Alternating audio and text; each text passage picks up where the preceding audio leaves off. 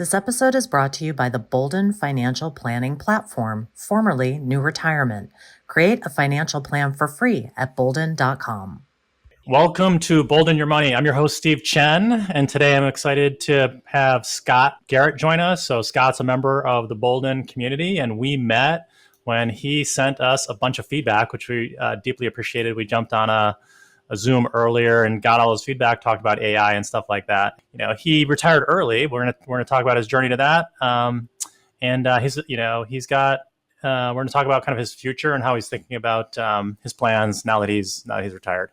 So with that, Scott, welcome to our show. Thanks for having me. Yeah. So Scott, it would be great if you could share just a little bit about, your background and why you decided to retire early. Yeah. So obviously I was a software engineer. Well, I managed software engineers when I retired. I was a software engineer, but it didn't start out that way. Obviously, most people don't start out there. I think life is like a river. It takes you where it wants you to go. You think you're going to do something and the next thing you know, you're doing something different. So I used to sell forklift parts. That was what I did. And I saw a need for some software, decided somebody had to write some software to look these up. It's just way too time consuming. So me and a business partner got together. We wrote that. We did okay. I was going to be my $1 million idea, but guess what? It didn't make me $1 million, but that's fine. We ended up selling out to what I would consider to be the Napa of forklift parts. They sell aftermarket, not OEM parts. Did that, worked for them for 15 and a half years. Finally decided it was time to break off, do my own thing. Interesting story. I didn't graduate with my computer science degree until I was 43 years old.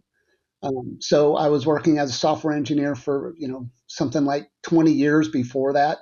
But it was kind of nice to get that opportunity. And then I got to go do some medical software. Pharmacy solution was one. I really enjoyed that. Then off to blood transfusion software. And that's when I started managing teams more than getting hands on the code. I like doing it up until those last few years. So those last few years were kind of rough. What changed in the last few years? Because was this around COVID or something? Or no, it wasn't a COVID thing. We were acquired. We were a small company. I used to call it the gravy train with biscuit wheels. It was the best job I ever had. I really enjoyed it. I liked the people I worked with. And then, we got acquired by a private equity group. And then from there, it was acquisition after acquisition, something like 17 acquisitions in something like 5 years. It was unrealistic growth, trying to keep that double-digit growth number. Anybody in corporate knows what I'm talking about. That double-digit growth, man, you got to have it. That EBITDA number, you got to have it. And the stress started to build. The anxiety started to build. It's more and more with less and less because, it makes sense. Let's get rid of people and we make more profit. I don't always understand that. And ultimately, I was starting to do things, being asked to do things that rubbed up against my moral compass.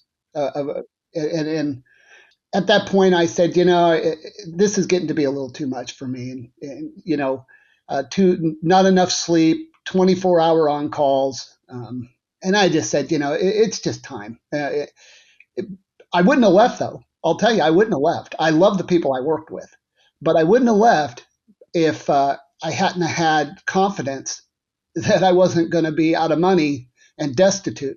That confidence is everything. Right. Totally.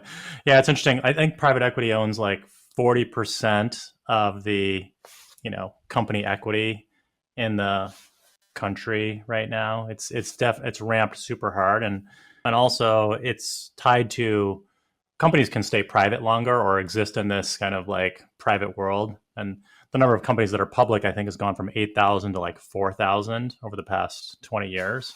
It's also much harder to go public. So many more firms, private equity becomes like the exit. But yeah, they're like a factory for companies where, my brother runs a private equity backed firm. It's like they bought his company. He stayed on, like some people get, equity cashed out from that. He stayed on as a CEO, and then they basically bolt on, they make the company more efficient, right? Fire 20% of the people. So now you increase your EBITDA, borrow money buy the next company, fire 20% of those people, grow it a bit, and keep going. And it works. It works financially. It doesn't build long-term It does skills. work financially. It's just, that's the game plan. If you look at private equity, that is, they have a certain set of, game plan book, that they follow, a game plan they follow. And, we were doing it to the T, exactly what you just said. Doesn't change. So you retiring early was basically two things. One, you weren't as in love with the environment the environment changed at work. And then also you had built the financial confidence that you could do this. And so you're just like, all right, I can make this decision. Yeah, that wasn't the original plan. Originally, I was going to work until my 60th birthday. That was the original plan. And, both my wife and I, in our latter years, for the last 7 years, we worked together at the same company. She in the legal department and me in engineering. And we both were just getting worn out. And we just decided, hey, if we can leave, we should. And some of the folks that you've had on your podcast in the past, someone will talk about that. When you get enough and you have enough, why do you keep working? At what point do you have enough?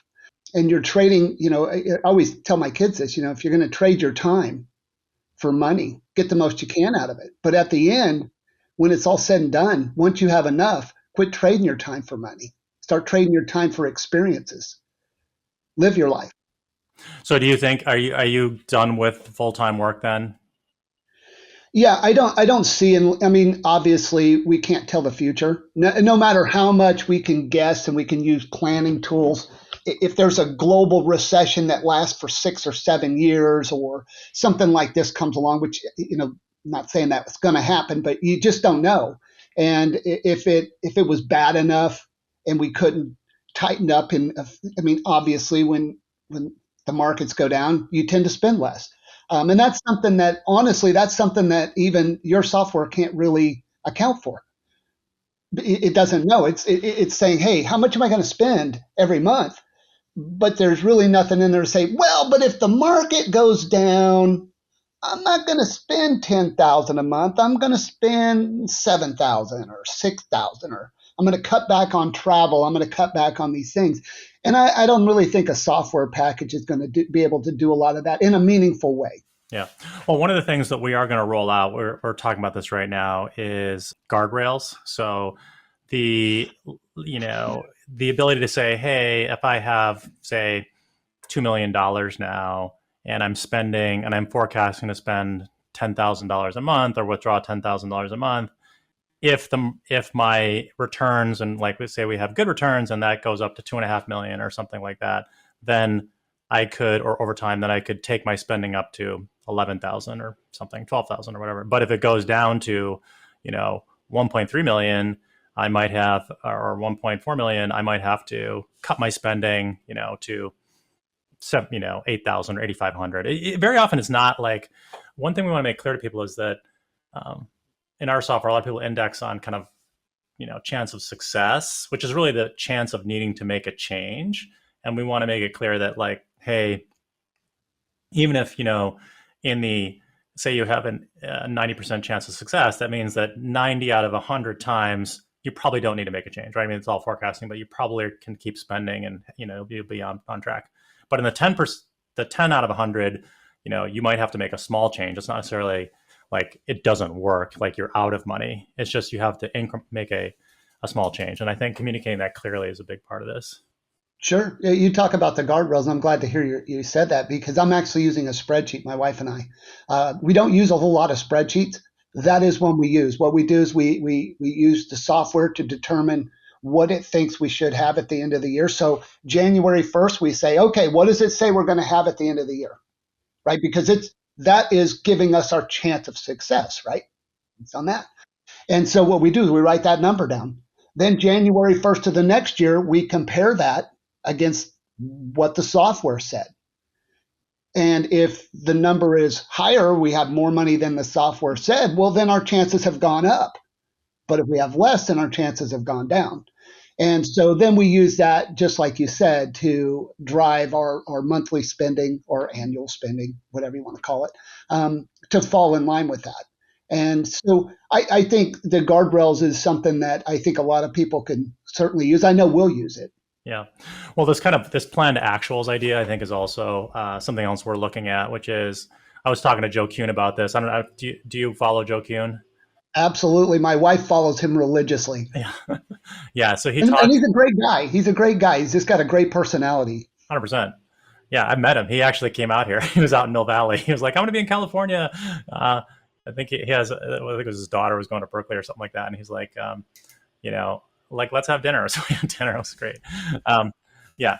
Good guy. Same in person as he is on YouTube. And yeah, he talks about this where, he goes in a year, he's got his portfolio set and he's got his spending plan set. And then he kind of goes through the year and spends his money and kind of keeps track of things. At the end of the year, kind of does a checkpoint, does a rebalancing and reforecasting and kind of tunes up his budget and stuff like that, and then does it again. So sure. And that's what we're trying to do. Now we have a little bit of headwinds. I mean, we have an 18-year-old that's getting ready to start Rockhurst University, in City, Missouri, for her BSN. And, it's not the cheapest school. Luckily, she's done the right thing, and she's got a $98,000 scholarship, which is good, but it still costs over $200,000 to go there. So, we still got to come up with some cash, and it's a good thing we set that aside. And that's, I will have to go back to the software, right? Because it allowed me to say, I'm going to have these one-time expenses every, these twice a year where I'm going to have to pay Rockhurst, and this is what I got to pay them, give or take. Tuition seems to be going up every year, so let's hope that doesn't happen. And it allowed me to see, is this possible, or do I need to keep working even though I'm stressed out and I'm really ready to leave? Do I need to put in that extra year so I can cover this extra tuition? So the software gave me that confidence. I was like, no, we got this. We got this. We can step away. Yeah, we try to do that. I mean, let people model these kind of, spending changes or one-time spending spikes, because a lot of times also people spend less over time. A lot of folks, they're optimizing for having their maximum wealth when they're 90 years old. And it's like with the back to die with zero. It's like, well, maybe your maximum wealth should be way younger when you can really use your money, and you're not necessarily going to need a ton of money when you're not going to be spending it, unless, hey, maybe we're going to have super duper health, AI enabled health. Should be good, but we'll see. I don't know about that, but you're right. Ours is in the same boat. It's highest net worth is in our 90s. So definitely. It's good. So a BSN, is that like a nursing degree? Yeah, it's a bachelor's of nursing, science, nursing. I don't know, BSN, bachelor's of science in nursing, I think. I don't know. It's just there's like an RN thing, and then I think you can go like one step further, and you still have to take the nursing thing and get your RN or whatever. I'm not really sure. My wife handles all this stuff, but honestly, I just hope that she's successful in life, and that's really what we care about the most. We just, we're retired, man. We can't be supporting a third wheel for the rest of our life. No, you gotta get people launched successfully, right? I totally appreciate that. Yeah, we think about the same thing.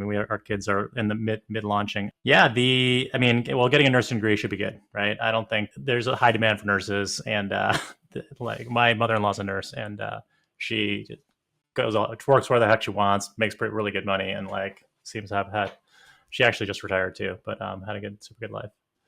Yeah. That's, the PRN thing is kind of a deal, right? Where you work when you want, and travel to different places if you want. Take gig work, and it allows people, to travel the country. You see this on YouTube where people live in RVs and they travel the world by simply working 6 weeks at a hospital, making some money, and they move around and then take the next job, and it works for them. See it all the time. I know. I'm interested in getting a Sprinter van, but those things are super expensive. We have an RV. We know exactly what they cost. We could do a whole. It's the best 2 days of owning an RV: the day you buy it and the day you sell it. Just keep that in mind. Same with the boat. Same with an airplane. Yeah, I know that. I know the saying about the boat. I didn't know that it applied to RVs as well, but I believe it. Yeah. Yeah, it does. All right, awesome. Yeah, well, I would love any other kind of best practices that you've adopted as you were getting ready to, transition to retirement. Originally before we found Boldin, we was out looking, and there's a couple of FiCalc is one. You can put in some stuff. There's another one I think it's called FireCalc. It's they're very rudimentary. They don't take into account a lot of stuff like taxes or any of that stuff, but they will give you some confidence. Empower is actually one that's a little better, I think, than some of the others for free.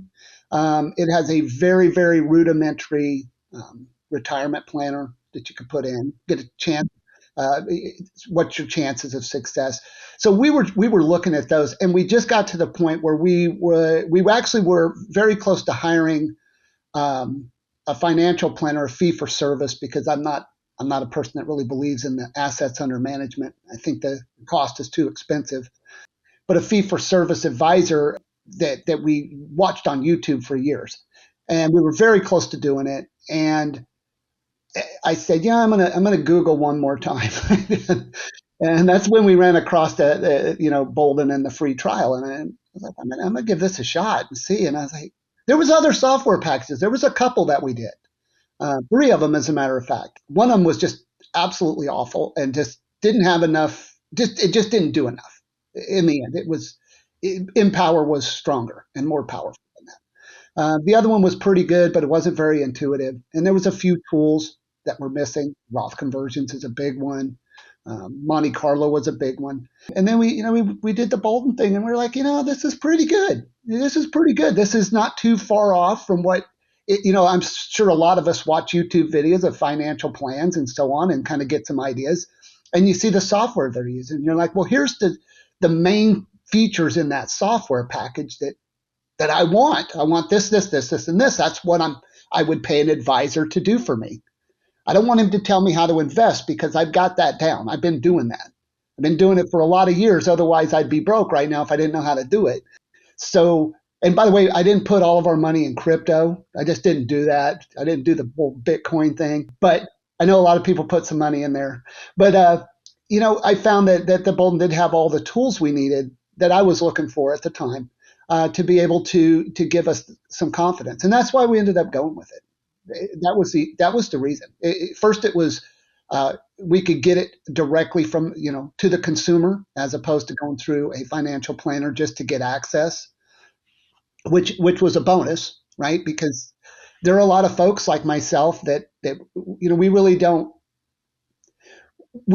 think a financial planner is going to be worth the money we spend with them. Not saying that that's for everybody. My mother-in-law, she has a financial planner. She's assets under management. She likes them. She likes what they've done for them. They've been successful with their portfolio, and she feels confident with them. And I wouldn't take that away from anybody. But if you have the confidence on the other side that, hey, I know how to do the investment. I've been doing it. I feel good with it. I have backup plans to my plan. I just want to run the numbers. Do I have enough? You know what I mean? And that's where I think Boldin really, really, really helps out. A lot. Without that, we'd have never left. I'd be working until I'm 90, still thinking, well, I hope I don't run out of money. Did you have your own spreadsheet before this? Do you have your? It sounds like you have had your own models and stuff like that. Yeah, we did have some spreadsheets, mostly trying to forecast what we would earn. Being conservative, but saying, if we earn a modest 6.5% a year on average, what are we going to have? When are we going to think we're going to be out? We had a number in our head saying, if we get to this amount, we're going to be able to withdraw, even at a 4% rate, we're going to be able to withdraw roughly this much money. And so we said, well, what do we spend? And at the time I guess I didn't realize how much we were actually spending. I don't think anybody does. You don't realize when you're making money, you don't realize always that amount of money you're spending on, that's fine. I'll just go, have the RV detailed. It's only $1,200 or, you act like it's nothing, but it is something. And I kind of wish some of those decisions I could pull back and put that money and been like, nah, it's fine being dirty. I'll wash it. I'll wash it with a brush out in the driveway. Totally. What do you use for spend tracking? It's funny. We've always had a budget, and we've run a budget for a very long time. But I got to the point when we retired because we didn't have the same inflow that we did. You don't have any money coming in; it's all going out. We paid off all of our debt years and years and years ago, including our house. We just didn't have a debt payment. So when we retired, we moved our spending all into one bank structure, right? So with that, I can simply go in, log in, and say, what have I spent this month under my budget? Now, my wife is still keeping the budget up. I haven't looked at it in probably 6 months. I just figure it like this. We know we're not really getting money inbound. So it's all what we're spending outbound. So I'm just looking at what is our balance. And luckily, the markets have done fairly well. And so our balance is actually higher than the day we retired, which Power works actually quite well for that because you can set a custom range and say, what was my balance on this date, the date I retired versus today. And you can say, well, did it go down? You expect that, hey, I've spent so much money. It should have gone down that amount or earned something. And it shows in the green, like we haven't actually dropped, we've actually increased. So with that, I'm not worried about that side of it. So I'm just looking at, are we staying within the budget that we said how much we'll spend monthly that we put into Boldin? So we said, we'll spend $9,000 a month. That's what we have. We'll spend $9,000 a month. That's what we said. So every month I go, look, did we spend $9,000 or less? And my theory is if it's less than that, well, I'm winning, right? I'm winning because my chance of success is great. And so, and that's the only thing we do. So I don't really use a budget anymore like I used to. All right. Hey, folks, we're back. We had a a brief technical outage that took us out for about 2 days. And now we're back. And I put the same shirt back on, but Scott has changed his T-shirt, and that's why he looks a little bit different. But we are going to stitch these two sides of the podcast together. It was actually on my side. I think my docking station choked out, and it was like a slow decline. Welcome back. Thanks for making the follow-up time. So I think where we left it was we were talking about kind of budgeting and how you use the platform over the course of time to kind of think about your plan and then track it over time. Could you describe that a little bit? Yeah, I think if I recall, we were left off at the point where I was saying knowing what this software is saying I'm going to have, and then I track that in a spreadsheet, right? So if the software says at the end of December 31st, 2025, right? If it says I'm going to have X dollars, I make a note of that on the first of 2025. So the very first day. That way, at the end of the year, I can track that. And if the software is giving me a high probability, and yet I'm either over or under that projected amount because that's the projected amount that it was using to get those calculations, to get that probability. And, it was just important for us to say, if it's lower than that, we can look at our spending because, you got to be flexible in retirement and be able to modify your lifestyle slightly, and so we'll look at that. And if we have more money than the software projected, we might give ourselves a little raise that year. If it's less, we might give ourselves a haircut and, tighten up a little bit, maybe take more RV trips and less, international trips, right? Because those can be costly. So that's what we've been doing. And, I really like that approach because I think it keeps me within a set of, guardrails from running off the road, so I don't end up crashing and burning.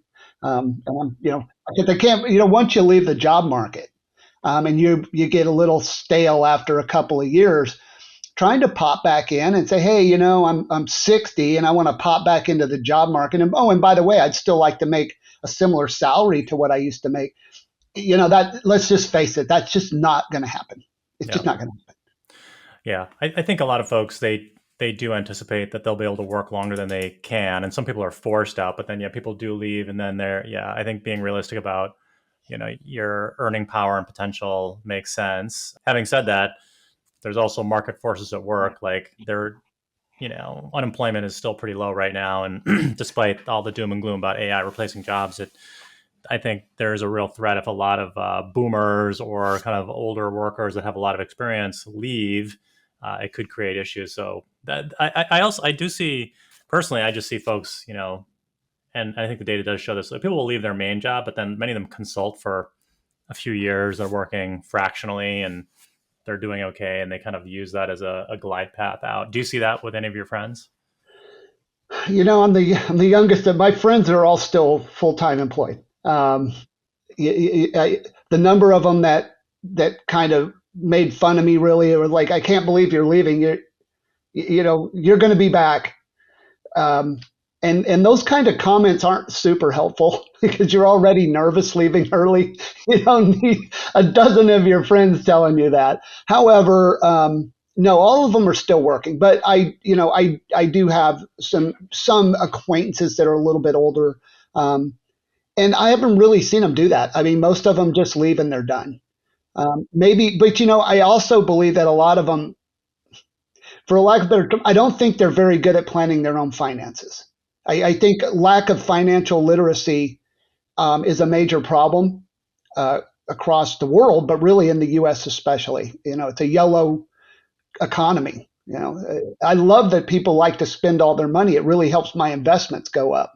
But on the other hand, I hate seeing people strapped in debt. So I just think that a lot of people will leave the workforce and they may have a few $100,000, maybe $500,000. And that's a lot of money. If you're a blue collar worker and you have worked, making 40, 50, 60,000, 70,000 a year, 500,000 is just a wealth of money. That equates to a lot of years of living frugally to save that. But then you hit retirement and, expenses can be unknown, especially if you don't have a plan. If you haven't looked at taxes, if you haven't looked, so many people my age were told a 401k is the right savings method, instrument, which it is up to a point. But you are robbing Peter to pay Paul when it comes to those taxes. So you have 500,000 in your 401k account, but you have a partner. There's somebody that's a partner in that with you, and it's called the government. It's called taxes. And they're going to come for their pound of flesh at some point. So you don't have 500,000. You have less than that because you owe somebody. That's why I think, if people had a little more financial literacy, they would be saving. One of the newer things that came out not too long ago that my wife and I utilized was the Roth 401k at our work. So we started putting our part in there. But when I talked to a lot of the people that were, younger and older than me, they didn't even know what it was, even though the company had offered it for 2 years. They had no idea. So I do think that a lot of people do maybe jump out a little early, and it seems really good, and they seem like they have that pile of money that's going to last them. But they quickly find that they're eating into that. So they have to come to that realization, I'm going to have to cut my expenses substantially in order to make this work, especially if you go into retirement with debt. Debt is the killer of wealth. And frankly, I kind of consider, and I tell my kids this, I consider debt to be indentured servitude. You're getting that money. You took it. And now you're going to work for somebody in order to pay that back plus whatever interest that's been accrued on that, especially if it's credit card debt, which is astronomical. I do not like credit cards at all. We do have one. Don't get me wrong. I'm not on the Dave Ramsey no credit card thing. We do have one that's used for travel. It is our travel credit card. Offers us some perks, especially like insurance and stuff when we travel, which could be helpful if we were on a cruise or we were in Mexico or, Europe or something, and something happened and we needed medical attention. That could come in very handy. But we don't rely on that credit card, and we pay it off a couple times a month because I think it's because we've been out of debt for so long that having anything show up That's a negative net worth. It gets, I'm OCD, so my eye starts to twitch, and I'm like, okay, I'm gonna pay this real quick. I'm gonna just pay this off. Maybe it's a little too much, but that's the way we think about debt and retirement and budgeting, especially before you retire. You really need to have that budget in place. Yeah. One of the things I've learned from just doing this podcast is kind of one of the big indicators for folks that lead to success is just having a high savings rate. And that implies a lot, right? That implies earning potential, managing expenses, being careful with debt. If you can have a high savings rate, that's one. And then it's invest. You have to invest. I mean, it's hard to save your way to it's basically impossible, I think, to save your way to financial independence. But if you save and you invest and just capture the returns of the market, you should be fine as long as you get. It's like that. I think that a way to think about it is, if you're a blue collar worker, or, whatever, you've got a mainstream job and you make $60,000 a year. Yeah, if you save 10 times that, 600,000, you'd have to make a 10% return to equal your salary. But if you save 20 times, then you only have to make a 5% return to make your salary, but hopefully you'll be getting like Social Security and some other stuff. So, you don't need to, you can have a lower safe withdrawal rate and ideally build wealth, but understanding those numbers is key. Yeah, sure. I mean, anybody who's saved for any amount of time that goes and looks at their retirement accounts or their, where they have their money invested will notice that at one point your earnings from your investment has exceeded what you've actually put into that account. And, you may have invested 300,000, but that account could be worth 700,000. So it's actually grown more. The key is to try to replace a good part of your income, if possible, with the earnings from your retirement accounts, from those returns. And in order to do that, I think I see so many people that are too conservative early on. If you're in your 30s, maybe even in your 40s, and you're going in with this 60-40 portfolio kind of thing, I just think that you are leaving so much money on the table. You're not going to need that money. You're not going to need it. You shouldn't need it. And it's not an emergency fund. You see this too much. I think during COVID, so many people used their 401ks as, like a savings account because there was no penalty for making a 401k withdrawal. And people were, pulling money out left and right, robbing their future self. I think they should have sent themselves a letter into the future and say, well, this is what I did to you. I bet you wish you wouldn't have done it, because you saw a lot of that. So I do think that a lot, again, goes back to financial literacy. If you don't invest aggressively enough early on, you're not going to get that growth the way you need to support what you want when you get older. I mean, I would have loved to have saved enough that I exceeded what I was drawing off of these accounts, would have exceeded what I was making working. But with my wife and I both having, professional jobs, making a fairly decent salary, it would have been pretty impossible. Well, I wouldn't say impossible, but we would have had to save another decade or so to hit that point. And, we would have to save plus have that additional growth on what we already had, decide. But then when you look at it, I think a lot of people they look at what they make and they're like, well, listen, I'm going to need that much. Well, you're not going to need that much. You don't need that much. You're no longer putting money into your accounts. So you can take that right off the top of what you made. You're no longer paying. Well, most people, I don't know, pay as many taxes in retirement as they did when they were working. I know in our case it isn't, because we made sure to save money in taxable brokerage accounts, Roth accounts, et cetera. So yes, a good portion is still in a 401k because that was legacy, right? There wasn't, first off, we didn't really know about brokerage account. I'll be honest with you, we didn't know early on because we were still in that learning phase. But most of the money when we were working went into that straight pre-tax 401k. And I think a lot of people are in that boat and they see, 65, 70, even 100% of what they've saved in that account. And it's great that they saved, but you can't retire early on a 401k. Yeah. No, right. Because you can't claim until 59 and a half, right? And you're not going out of the workforce at, 50. My wife retired at 47. So, I was a little bit older than her. That's why the old school shirt, but I'm a little bit older than her. I'm 7 years older than her. So I went out of the workforce at 55 because I worked a few months longer than she did. And how long have you been retired now?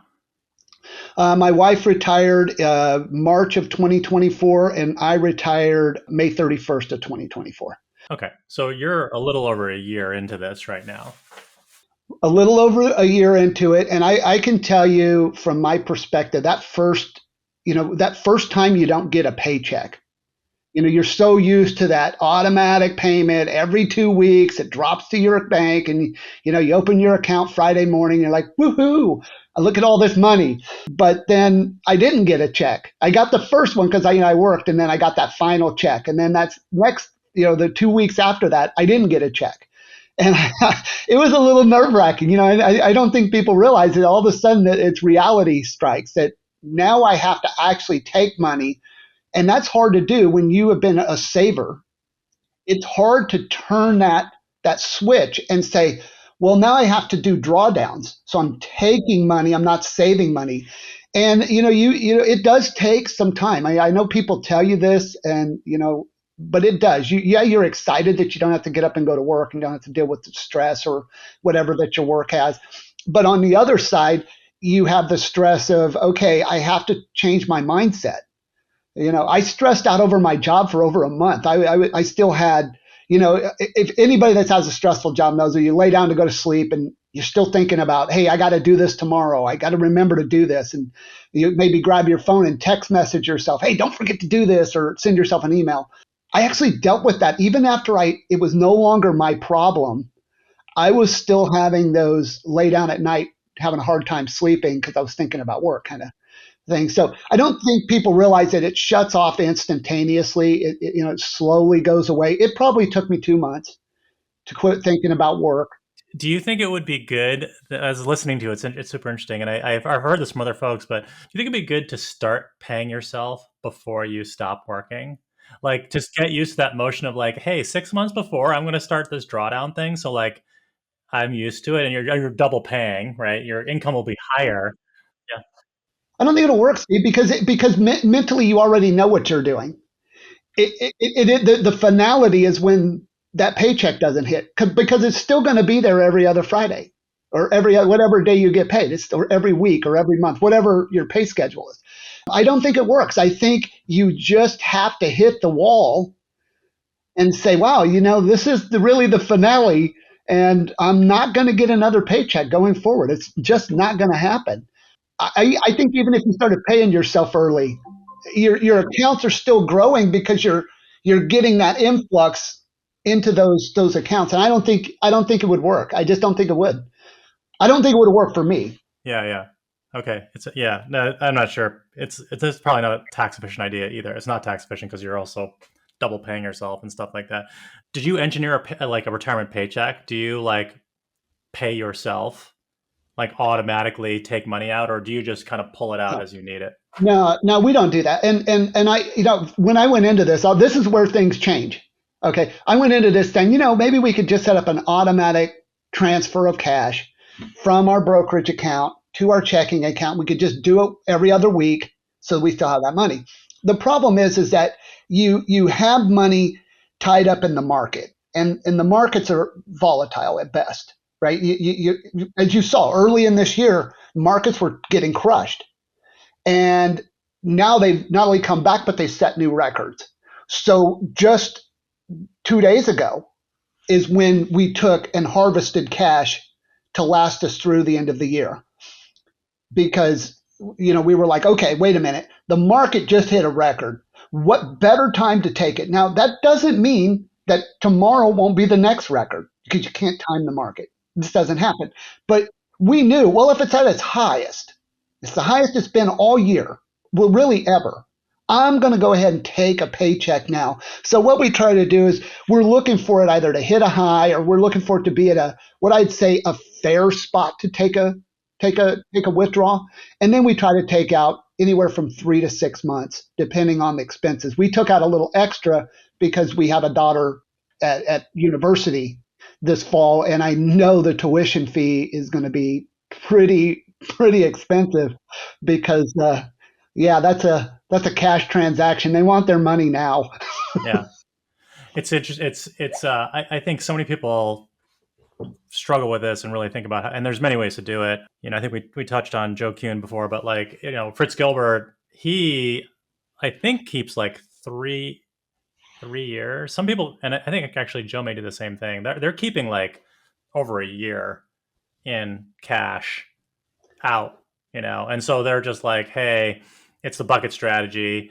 But they'll replenish it when the market's good. And then if things like the first, Q1 and Q2 are kind of like super volatile, they'll just be like, okay, fine, I'm going to ride it out and with my cash. But then they're not also getting returns on that cash.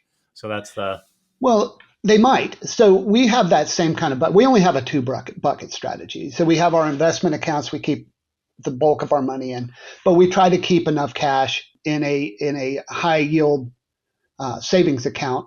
We're getting right now, we get 4%. It is paid out monthly. So we are getting compounding interest. And we keep enough cash in there so that in the off chance that there is a down market, which did happen earlier this year. So we were able to draw cash not out of our retirement accounts because we were starting to run out, right? We're getting to the point where like, hey, we're going to need to get some money and to live on. So we just took that from our money market account and said, well, we'll just take it from here. We didn't replenish it this time. I probably should have, but we didn't take that much out. And I was like, well, it's okay. It can ride another little bit because I knew I was going to need to take out the tuition money, not only for the fall, but also for the spring because spring has to be paid in December. So fall gets paid here next month and then spring in December. So I have 2 tuition payments this year, not just one. So you really have, you're fully invested in one bucket. You've got like a money market account at 4% in another bucket. And then it sounds like you have a spending account over here that like you're just. Yeah. So I guess that would be 3 buckets, I guess that is. I don't know. I looked at the 3 bucket thing and I was like, yeah, it just seems so complex. I'm just going to go with easy. I got my checking account, which has the money we spend. And then, the money market and then our invested accounts, because we're not very conservative on our investment accounts. We're just not. Right. Well, I think it's good. I mean, if you have a long time horizon, you actually need to be taking the appropriate level of risk. Yeah. We need to take the appropriate level of risk when we're accumulating and decumulating, especially with long time horizons. So Sure. And I love what you guys did. So one of the things I thought was super cool was when you guys put the average rate of return and you could choose those. Like, hey, this is what I'm invested in. And so we picked the proper investments. But then what we did is we run the software in pessimistic. So it takes several percentage points away from that amount. And that's where we plan from. We plan from pessimistic. If we hit optimistic, I get to do the hoo-hoo. That's great. Maybe we can take a 6-month world cruise or whatever that dream vacation that people want to do or whatever that thing is that they wanted to do. But if we really only get about 6% returns total, then I know that we're still fine. But if we do get that 10% or whatever it is, I can't remember what that number was. Well, that's gravy on what's already some biscuits and gravy that's already tasty. So I'll take that extra gravy. Your gravy train with your biscuit wheels. The gravy train with biscuit wheels. Yeah. Well, it's interesting. I bet, it'll be, we should talk again, like in a few years. So I was talking with Fritz Gilbert. He's been retired 6 years, kind of similar story. He retired in his mid 50s. And then he, we just did a podcast and, he has been getting wealthier after stopping working. So I think he planned in a way and he's frugal. And so he's like still, and this is what you kind of see people that have done a good job of saving and planning and are just used to building wealth, keep doing that. Now, the question is, I don't know if it's good to like, again, end up with like your highest terminal wealth, like, I might have over 10 million, or whatever, some big number when I'm 90 years old and I'm not really going to be fully utilizing it, No, that's not really good. And we've noticed the same thing, but you got to remember right now that even though you're building more wealth, like we started out with a certain dollar amount, when we retired, and that has actually increased. So if I go look at it today, um, from the date we retired, because again, I have a spreadsheet for this. This is the one thing I do because I told you I have that guardrail spreadsheet. So I know what it was the day we retired. So we have actually accumulated wealth, even though we purchased an RV, which wasn't entirely inexpensive. We've lived, we've taken, I think, 5, 6, 7 cruises. We've gone to Mexico, Florida. We've done some nice trips, but our wealth is accumulating. But remember, the markets are on a tear right now. And there's no guarantee that that will continue. So I believe you should be increasing your wealth when the markets are doing their best in retirement, because the lean years will come. And if you continue to let that grow and it grows 300,000, 400,000 possibly before that market downturn hits, you're just going to be sitting in a much better position than you would have been if you were, drawing it and it was literally going down month over month over month. I just think that's when you're taking the fat days, because the lean days are going to be, they're coming. It doesn't matter. We've been on kind of what I would call the fat days in the market for probably a little too long. I'm a little nervous about it, right? But there's no point in being too nervous, right? Because it's going to work out, and we have a plan for that. And that's the point of having that chance of success right there on that big homepage. It says, hey, you still have a good chance because we ran 1,000 simulations, and even if stuff is awful, you're going to be okay. You'll be fine. But I think you have to trust it. And that's where I think coming from software engineering and working with software my whole life, or most of my life, you have to decide, is that software trustworthy? And that really, is it trustworthy? And early on, what I noticed when I told you earlier, I did several packages before we chose Boldin, which was new retirement at the time, but Boldin now. And the first thing I noticed was the software was well put together, right? First thing you notice is there's a lot of data, but if you ever noticed, it loads extremely quick. That means somebody knows how to properly code, because otherwise it would be slow as molasses. Asynchronous loading in the background. Clearly, there was money spent on it. There was thought put into it. There was an architectural plan on the back end. Clearly, financial planners were consulted along the way. And it started over time. You're like, okay, do I trust this? Because, man, listen, I've been in the business long enough to know that I've seen software that's been in the field 10 years and then a major bug is found. And it's like, how did it last 10 years and nobody caught it, right? Because you wouldn't have noticed it until later on. So as I went through it, I started to get more comfortable. And I just compared it against other software packages, even though they weren't as robust because you guys added tools galore. You got all the tools. But there are very, very simple planners like Empower, right? It's got a very, very simple planner. I wouldn't risk my retirement on Empower, right? But I could compare that and say, hey, how does that look? Does it still look pretty close? Oh, yeah, pretty close. They're within a few percentage. And then you go to the next one, like, well, that's pretty close. They're within a few percentage. Then you start to get the trust that, hey, this is really trustworthy. Then we said, okay, I can trust this. Now that I have my trust, right, I can use that as my primary planner all the time. And we switched over, and I think you guys did a really good job. I really do. And I say that because I know behind the scenes what this could look like if it was not properly coded and it wasn't properly hosted.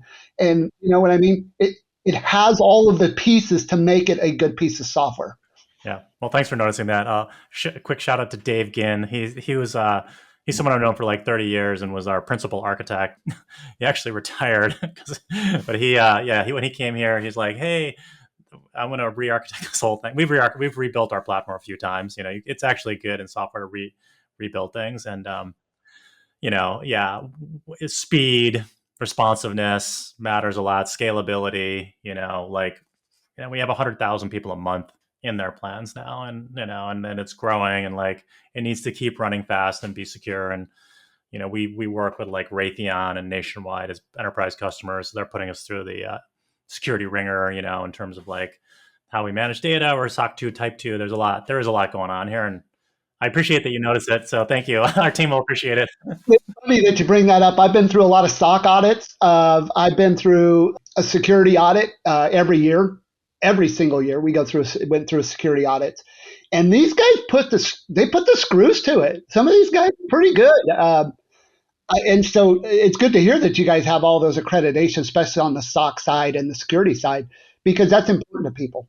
Yeah, 100%. Yeah, like it's a lot of it's, for inside baseball, it's just like, it is the environment and stuff, but it's also like the human capital best practices, right? That like you have the right level of roles and responsibilities in the company. Not everybody has access. Few people have access to the data, right? And we manage that really tightly and stuff like that. Okay, cool. Well, look, I could tell you, it's fast. It's really fast. Somebody knows how to write some good code. I've noticed right away. I don't sit and watch it load. Yeah, right. Yeah. I appreciate that. All right. Well, look, I actually wanted to ask you another quick question. Just like one thing that you mentioned too is, you kind of formed your own group, right, of people that are like thinking about retirement or doing financial planning. I was just curious why you did that and kind of how it came about. Okay, so it's going to be kind of funny because you guys have a Facebook group, the Boldin Facebook group. And I joined the group. I noticed there were a lot of people asking questions and a lot of people had answers. The problem is that the people answering the questions weren't necessarily financial planners, and everybody has a different level of knowledge. I mean, I don't think I know everything. I know I don't know everything. I wasn't trained to know everything. But there were a lot of people giving some pretty bad advice on there. And I thought, wow, this is, and people would correct them, which was hats off to those people. Like, don't follow this. This is going to lead you in a bad spot. I started thinking, I would really like to be able to ask some questions and not just get overwhelmed with just junk. Really, because it's on Facebook. Anybody can comment. And so that's what you were seeing. I would ask a question and I would get just a lot of opinions, but no real facts. So I thought, it'd be really nice for other people that use Boldin, because we're all looking at the same interface and following the same set of rules, that are either retired or hopefully or into retirement, thinking about it.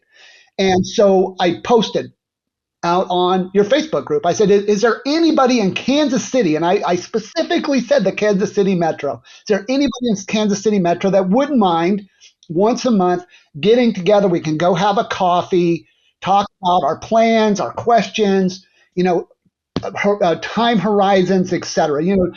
Just to try to help each other, motivate each other, cheer each other on, be fans for each other.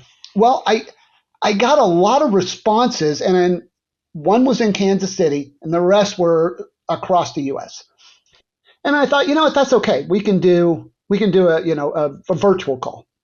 So I picked out, there's about 6 of us, and a lot more were trying to get on the group, but I feel like there's an optimal size for the group. If you get too many people, it's not productive. Everybody's talking over each other. So it was important for us to keep the group small enough that we could all have meaningful conversations within our hour allotted time. That's what we allot once a month. And what we've seen since we started this group, there was a guy that had been retired for quite some time with some pretty complex investment instruments, which really surprised me how complex his investment instruments were. We had a gal that was a handful of weeks from retiring, and she has recently retired, just came back from 5 weeks in Europe after that was her retirement thing. We have a gal here in Kansas City, North Kansas City, and she's 90 days out, a little less now because it's been a while. And so she's getting ready to fall into her retirement, and she's already given her notice of when she just wants to get through the insurance and benefits elections at her company. Once that's done, which is later this year, she's out. And I think there's one other that's still working. And so what we're doing there is we are helping each other. We talked about the change in the Monte Carlo. We talked about, how are you doing this? How are you doing taxes? What withdrawal strategy are you using to get there? Some people have a pension, some people don't. So, because one's a government employee and I believe I may be wrong, but I believe they may be already drawing a pension or qualified for that pension. So it's kind of important. One of them has a bunch of Airbnbs, and so that's what she's doing. Yeah, and what we do is we advocate for each other. We build each other up, and I think seeing others that have gone through it. So we have somebody that's already retired, and they have a lot of good knowledge, and actually they're quite familiar with Boldin software. They actually have taught us a thing or two. And so I really feel like that small group of people, you become friends, even if it's just on the phone, on a video call for once a month. But hopefully when we're all retired, maybe we can plan something, all get together, maybe take a cruise, go to the beach, a resort or something, and spend some time together and just hang out a bit. But it all came together because of the software we all use. That was the key. We're all wanting to retire or retired, and we all use this software package. So because of that, how about we come together and share knowledge and if somebody has something going on, they can lean on us. They can ask us questions and we can answer. Now, we don't show our plans. A lot of people, your finances, your money is your business, right? So we are not actively saying, well, I've got this amount of money and I want to draw that. That's not what this is about. Now, if some people want to do that and they want their plan to be more open, that's really on them. That's not something I personally would do. I think that's your money is your personal, mine and my wife's business and no one else's. So we really like it. I thought about starting a second group because of the demand, but then I also thought, I'm retired and I really don't want the responsibility, because even though it's this group, I tend to be the one that schedules all the meetings and so on. And that's okay. I don't mind. I mean, I've done this for years, right? This is kind of what my career was. You schedule a lot of meetings. Totally. Well, it's interesting. I mean, we have seen this emerge. I've now talked to a couple groups that have just like spontaneously emerged like this, and it is like that 8 people, 8 to 10, but yeah, you have to keep the right size. And some people are like, hey, we're open. We share, we'll get out there, but we don't really know it. They tend to be a little bit geographically distributed, but yeah, they become friends and they're kind of comparing notes and like best practices. So it depends. Yeah, we're interested in leaning into this because it's, we do feel like it's a great way for people to build literacy, build trust, and like learn from other people, but that are not selling anything and just kind of like going through the same process with them. And then also like the folks that are doing this are obviously the most enthusiastic people and know the most. How do we spread that knowledge to other people and bring them along? And that's like, there's some unlock in here and we're thinking about it, but yeah, we'll recruit you to come. You can come over here and help us run all the group efforts, the community efforts. I'm going to tell you a little something about a lot of the people on my group. A lot of them have went to your financial planners and had a plan. I guess it's called a plan review or something. And a lot of them have already done that. And actually, I believe, and I could be wrong, but I think one of them may have scheduled it because the other ones talked about the fact that they had it done, and that person, and I'd have to ask my wife to be sure if that's what I heard. I kind of got a little distracted. My dog was jumping on me during that conversation because she was like, hey, what do you got? You got a treat in that pocket? And I didn't. So, but I'm pretty sure she scheduled one and had one after hearing that others had done it. And I tell you, I found that everyone that purchased the financial planner review was happy with the person they spoke to, felt they were very knowledgeable, and then left with a little more confidence than they had going into it. Because, when you're a self-planner, but you're not trained, I mean, I could skydive, but I don't think I'd want to pack my own parachute, right? I'm just saying. So, and I feel like a lot of people that are doing this and using the software, that's why I think you offer this, but is that, yeah, they think they've got this pretty good. They've been pretty successful, over the years building their wealth, and they bought the software to see where they were. But again, that's like packing your own parachute to some people. They're like, yeah, but man, if I could just get somebody that really, really, really understood to just say, you know what, you're in pretty good shape here. I think that gives a lot of confidence. And for that, I actually feel like that's probably a great service. And there's probably a point where my wife and I may also do that, but mostly for tax purposes. Um, because our RMDs are going to be pretty substantial, mostly because I think a lot of people don't realize when you retire early, you're responsible for your insurance until age 65, right? And the problem with that is that if you want an ACA subsidy, which I don't know how the big beautiful bill, what do they call it, the one big beautiful bill? I don't know. I understand it's going to change that a little bit because I think that was the subsidies were expanded during COVID, and then I think I think all it is the expansion of those is getting pulled back because the ACA I think was in law. I think that was signed, but I think what it was the expansion of the ACA subsidies that's getting repealed back. I'd have to do more research, but I'm pretty sure that's what it is. And so we're actually benefiting a little bit from that. But the problem is most people, I don't care who you are, there's only so much income you can have to get a subsidy. So Roth conversions to lower your tax bill and getting ACA subsidies, I just don't think you can effectively do both. You got to make a choice. You're either going to save on your insurance or you're going to save on your taxes. Now, granted, probably saving on the taxes long term might be a better payoff. But early in retirement, the last thing you want to do is draw your accounts because you're going to be paying taxes out of those. In my case, I would have to pay the taxes out of the brokerage accounts, my taxable brokerage accounts. So what you end up with is you're drawing that back. And that's the sooner the sooner that drops and is depleted, the faster I have to start taking from those pre-tax accounts, and I have to pay taxes. So not only that, but you're paying money to the government. So they already had their hand in it, right? But you're going to see your net worth go down because you're paying that to the government and you're getting no living out of it. And those first 4 or 5 years in retirement, that you just don't want to see your account take a drop. This, the sequence of returned risk, right? You really, really, really, really, really do not want to be a month in and have the market crash or have very, very large expenses above what you planned for. And so we're kind of pushing them off. And I think maybe we're right, maybe we're wrong. And this is where we may end up. Yeah, there's a trade-off. It's interesting. I saw something on Reddit recently where someone was like, I'm thinking about doing one massive Roth conversion all at once, paying all the taxes, getting everything in the Roth, and then basically trying to have no taxes for the rest of my life or super low taxes. I mean, you could do it. You could do it. Is it tax efficient? I mean, you're depending on what you're converting, you could be in some pretty high tax brackets. Yeah, no, it would be like this was a 7-figure kind of situation. Was crazy. I mean, like our users are trying to operate within that.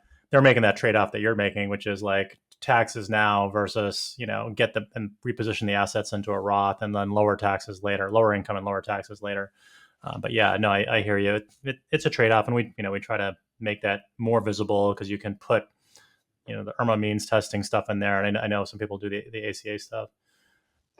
Yeah. I mean, like one of the things that we're doing, because, we don't want to pull all of our money from brokerage accounts because we still have our standard deduction for both of us, right? So married filing jointly, we have a standard deduction. So because I'm 55, I qualify for the rule of 55 for my 401k that I left. Because of that, it's going to allow me. So what we're doing is we're literally taking off what our standard deduction is every year so that we can at least fill that tax bucket. And then with our standard deduction should wipe that income out. That's what we're doing. Now, the good news is even though Boldin doesn't just say, hey, you can do this, the money flows allow that to happen. And I want to shout out. I know you shout out to, I think you said Dave. I got to shout out to Nancy because listen, Nancy's fantastic. And, we got on some of the I think they were some calls where she talked about certain things like classes, some learning material you had. I think I talked to her specifically about one issue I was having with the withdrawal order. Because back in the day, it would just randomly pick them, not randomly. I'm sure there was something behind the scenes, but my wife was 47 and it was like, okay, you need to take from her retirement account. And I'm like, no, that's a 10% penalty. So she showed us how to fix that. Well, you guys fixed it. You rolled out it's been a while, but you've rolled out that order of withdrawal. Withdrawals, yeah. Right. And I was so happy that I didn't have to have that 1, 2, 3, 4, 5 in front of the accounts like I used to. And but Nancy had see, that's what I love. She was like, yeah. She's like, here's a workaround. And I know when I in software and as an end user, you never want to hear that workaround. But I got to tell you, she had the answer for all of the things that I had problems for. And then she was like, but it's on the roadmap. We're going to have this for you. So just give us another 3-4 months and we will have this for you. And sure enough, there it is. So kudos to Nancy. I want to make sure she knows that I mean, for me and my wife personally, she did fantastic, and we really appreciate everything she did. I will definitely let her know. Well, yeah, it's she is a incredible person, and also just totally into the work. And a former school teacher, her story was, she taught Spanish in upstate New York, like near where I grew up, and we met her through Bogleheads, and then she's like, "Hey, I think I can help. I want to help out. Like, let's build some classes, and then let's do coaching." And now she has a super senior role in her business. And yeah, it is like a lot of our roadmap is we learn with our users. What are they doing? What are they trying to get done? Oh, we have to do a workaround. And it's like, okay, we're feeding that in. I mean, she has literally a list of 160 things that we want to get built into this platform. I think in my case, because I don't know how many people retire as early as we did, right? Compared to people who hit the typical retirement age. So for you guys, you have to hit that, what I call the beaten path. This is 90% of our users are this path. And I'm over in the weeds, over on the side. So yes, I would love for there to be some features that are specific for my case, but I also have to temper my expectations along the lines that nobody's going to spend a whole lot of money to make custom software changes for me. I would love it if you would, but I assume that would come with a big bill from you guys on the other end. Well, I can do it, but it's going to be $62,000. Right.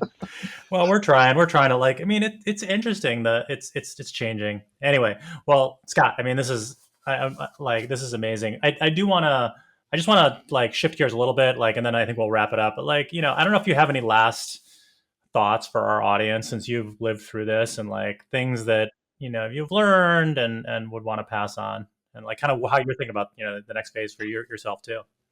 So the first thing that I have to tell everybody, you got to pay your debt off. If you want to retire successfully, I mean, I know there are people that are successful that go in with a $3,000 a month mortgage.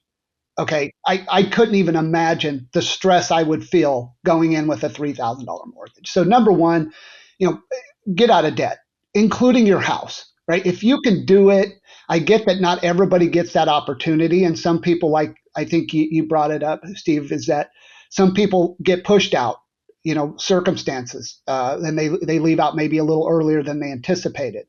But the truth being is that if you can pay off your debt, pay your debt off, because debt is the worst thing to have going in there. To your point, you got to have a high savings rate, and you got to be invested appropriately for what your age is and your retirement horizon. How far out is your retirement date? Because if you're not aggressive enough, you're not going to have enough saved. But then once you hit retirement, you have to have that honest conversation, or before retirement, that honest conversation of how comfortable you are with being, maybe 100% equities, or do you want to be 90% equities or 50%? What is that comfort level?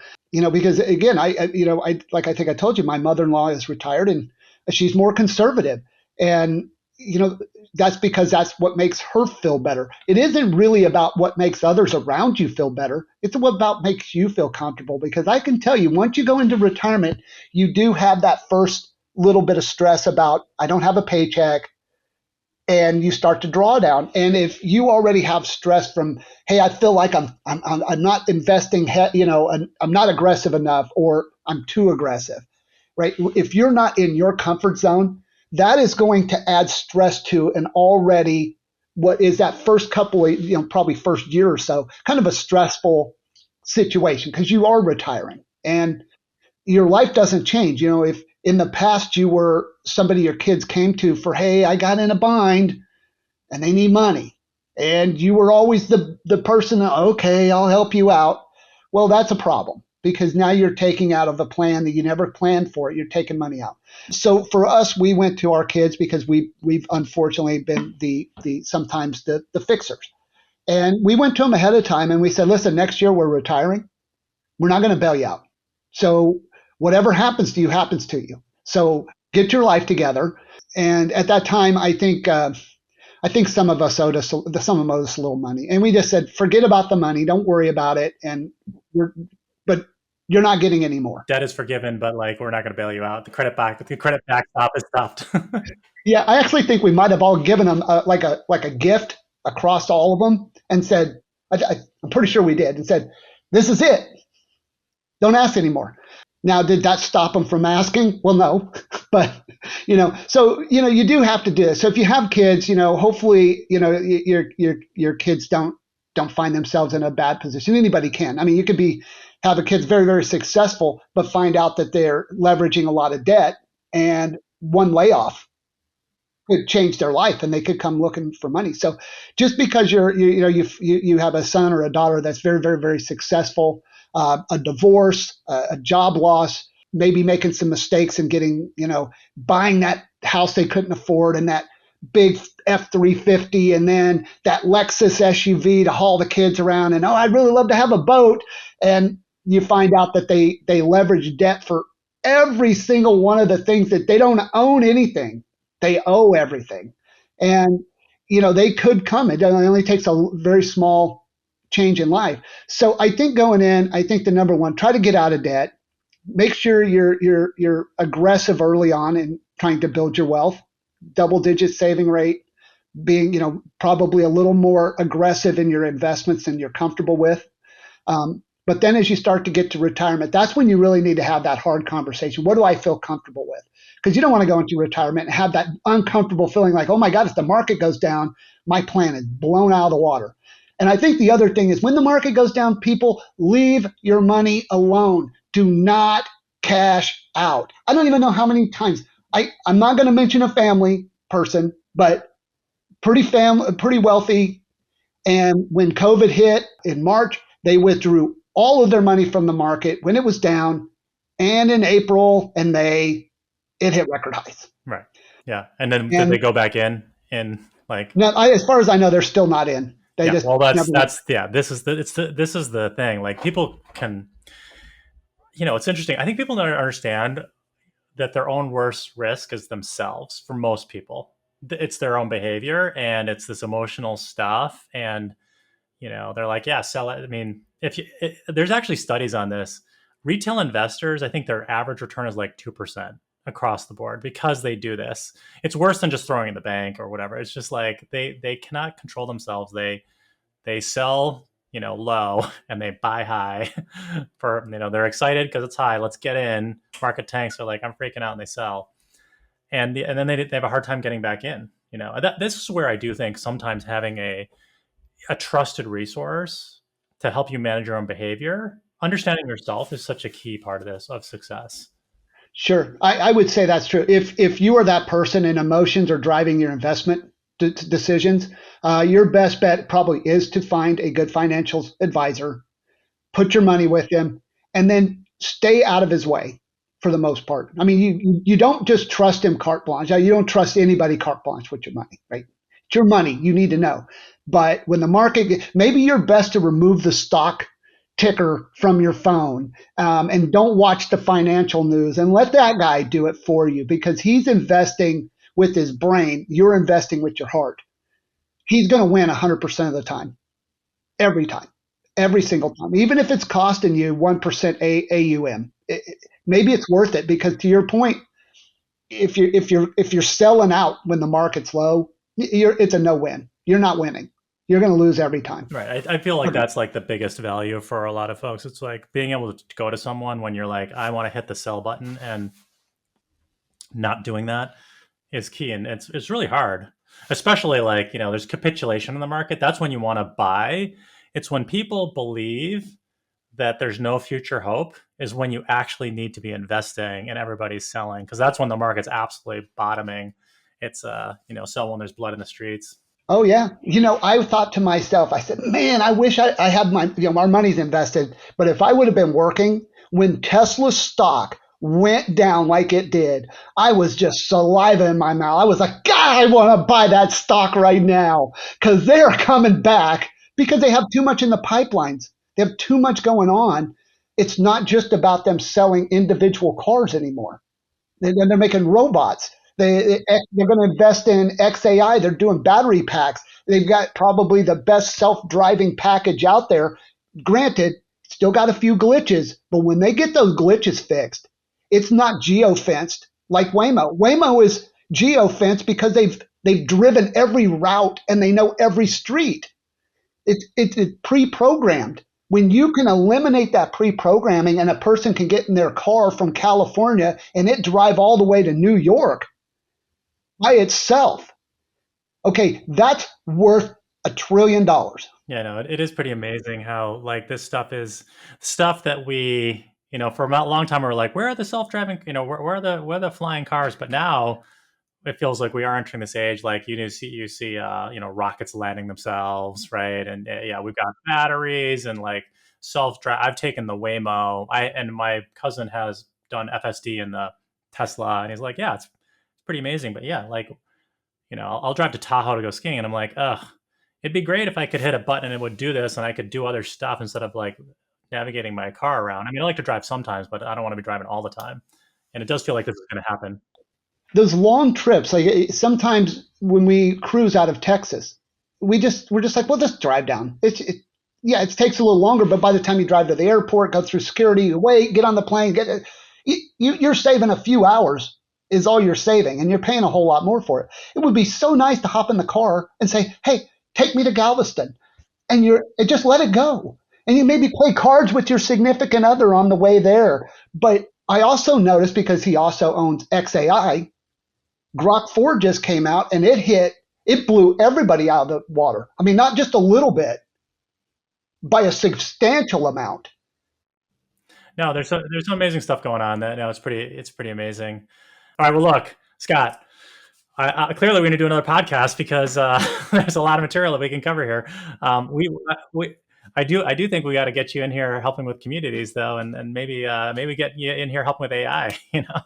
And I don't know about the AI, but I could say that if you need some help with some communities, let me know what you're planning to do. I actually think maybe if you were going to do communities and you were going to be the place where they meet up, that you could maybe create a web page where they can sign up for a group, first name only, no other geographical information. And then if those people choose to share some personal information about their net worth or whatever, high likelihood is that nobody's going to know who they are. There's some anonymity to that.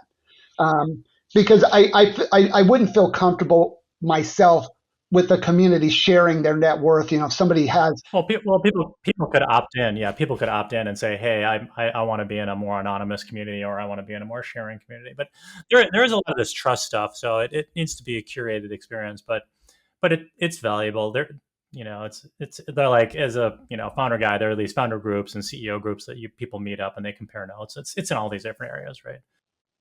well, I'm looking forward to the AI stuff. So, I don't know who you've chosen. Have you chosen an AI yet? Have you chosen which AI you plan to go with? Well, here's what's happening with AI. We do use it internally for creating content, building tool. I mean, it doesn't do all the work, but like it helps us accelerate things like internally, right? It's just productivity. And then we do use it for support. And that's been a really big win because it's not only, we had done tens of thousands of support questions and written all the support text, like, articles, Nancy's all over that stuff. And then we trained it on that.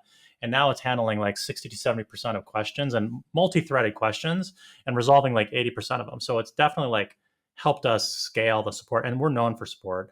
We have a bunch of ideas about how to bring it to life inside the product in terms of like, asking questions about your plan, summarizing data, pulling out insights and stuff like that. So there's a bunch of stuff that is under consideration. We're going to be rolling out some initial features, but we're trying to accelerate the work that we're doing. And I mean, ultimately, we do want to build an AI financial advisor or an AI-enabled platform. We don't think people are going away, right? I don't think, like, people still like to talk to people and hear their stories, but we do think we can make people more productive. The coach is more productive. The advisor is more productive.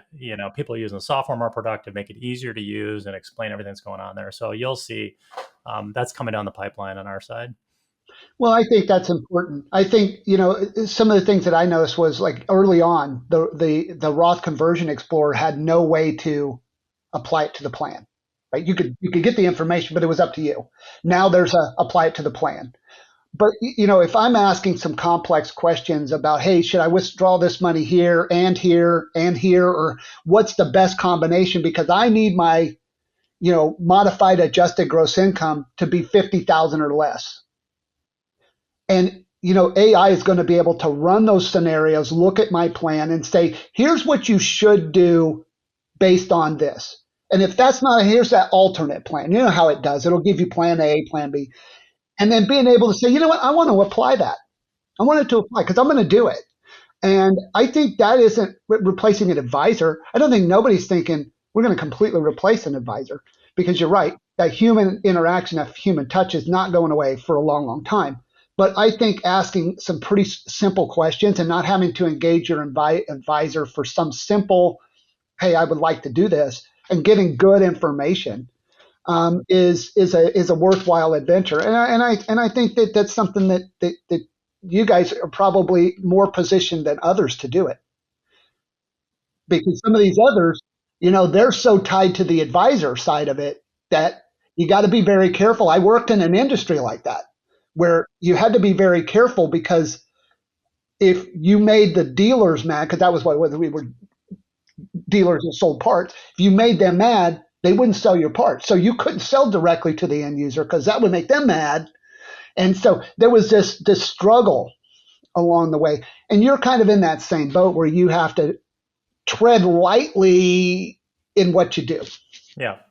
No, it's we've been pretty intentional about this. We do have to be really thoughtful about how the incentives for what we do and how we get paid. And that's why we charge users directly versus get paid indirectly. I mean, there's lots of ways we could make money indirectly, but we would rather charge users and be completely transparent. And then, how we work with advisors and other service providers, but we're successfully navigating that. We charge them too. Ultimately, we feel like the value we provide is to the end user, so they should pay us. And if advisor wants to give it to someone, they're still paying for the software for the end user. The advisor can be working in that process, but we are not getting paid. Ultimately, it's between the platform and the end user, and that's how we want to. That's like the fundamental construct. And it seems simple, but like this is where nobody was doing it, and like it's a core thing. It's like architecting your software. We're architecting our business model and being pretty intentional about it. But you are going to have to charge extra for the AI. It's too costly. Sorry, you're going to have to Okay. wait. I don't want to have to pay more, but unfortunately, I'm going to pay more. Yeah, well, we were talking about that internally, like the tokens, and like we're trying to get our hands around it because it's like cloud computing, right? So the stuff that costs us money is cloud computing. I mean, from a software perspective, it's account linking costs us money, and then if we're doing LLM stuff and paying tokens and stuff like that, then we have to make sure that we're not getting creamed on the back end. But we'll be, again, we can be transparent about it, like explain this is what's happening. Here's what it's taking. Well, look, Scott, we will definitely do another podcast. So, hey, thanks for coming on and sharing your story and like what you're learning and why you use planning, leading into, but then also living in retirement, which is fantastic. And appreciate that all the feedback you've given us and also doing the community stuff. That's fantastic to hear about. Thanks for taking the time to originally just contact us with your feedback, which is how we got in touch. So I appreciate that. My pleasure. My pleasure. I'm glad you had me on. It's been great to get to talk with you. Yeah. No, likewise. And we have a couple guys in Kansas City. So if you want to meet up with Jerry, who heads enterprise, or Brett, our CTO, is actually there, we should make that happen. Or maybe if your group's happening, it'd be great to get people together. And hopefully if you're in San Francisco, or I'm sure I'll get to Kansas City at some point. I'll look you up. Sounds good. Okay. All right. Thanks, Thank Scott. you, Steve. Take care. Thanks.